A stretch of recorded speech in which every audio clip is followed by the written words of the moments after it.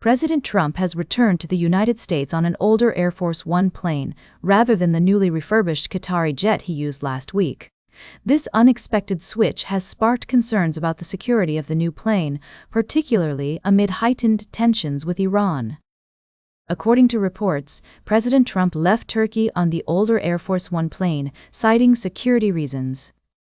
The president had previously used the Boeing 747 luxury jet donated by Qatar last year, but it appears that the Secret Service recommended using the older plane for this leg of the trip.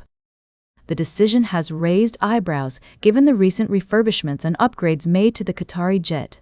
Retired CIA officer and security analyst Mark Polymeropoulos has expressed concerns that the new plane may not be ready for prime-time use, particularly in high-risk environments.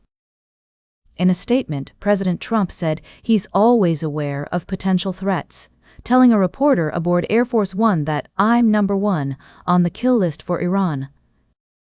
The president also made headlines when he told a reporter that if Iran were to strike Air Force One, she would also be killed, saying, "If I go, you go. We want to emphasize that the security of the president and those traveling with him is of utmost importance." However, this sudden change in plans has raised questions about the readiness of the new Qatari jet and the potential risks associated with its use. We will continue to follow this story and provide updates as more information becomes available. In the meantime, we would like to hear from you.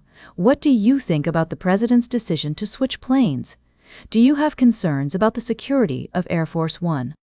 We'll be right back with more of today's top news on Barbara's Bulletin. Welcome back to Barbara's Bulletin. We're diving into a fascinating story that's making waves in the nation's capital. A former Olympic canoeist, David Hearn, has pleaded not guilty to charges of damaging the Lincoln Memorial reflecting pool. The 67-year-old athlete, who competed in the 1992, 1996, and 2000 Olympics, was indicted earlier this month for allegedly ripping out a portion of the sealant from the bottom of the pool on June 19. According to reports, Hearn claims he was simply interested in the material and briefly touched it while stopping by the pool during a 64-mile bike ride. However, prosecutors argue that his actions caused over $1,000 in damage. Hearn's lawyers have maintained that their client is innocent and that the charges are an attempt to shift blame for the administration's own failures. The reflecting pool has been at the center of controversy recently, with blooms of algae tinting the water green and pieces of the blue lining peeling off. President Trump has blamed vandals for the issues, while others have pointed to a botched renovation project. The Department of the Interior has reported that at least 6 people were arrested for suspected vandalism in the weeks following the renovation. Hearn's case has sparked debate about the administration's handling of the situation and the severity of the charges brought against him. His lawyers have requested a status hearing and trial date, and he was released on his own recognizance. A status hearing is set for August 5th. As we continue to follow this story, it's essential to consider all perspectives and await the outcome of the trial before jumping to conclusions. The reflecting pool is an iconic landmark, and its maintenance is crucial to preserving our nation's history and beauty. Good afternoon and welcome back to the show. As we wrap up today's Barbara's Bulletin, I'd like to take a moment to discuss the ongoing conflict in Ukraine. The situation has been escalating over the past few weeks, with both sides suffering significant losses. According to recent reports from the Financial Post and Bloomberg, Ukrainian drones have hit 2 more tankers in southern Russia, targeting vessels bringing fuel to the region amid a nationwide gasoline shortage.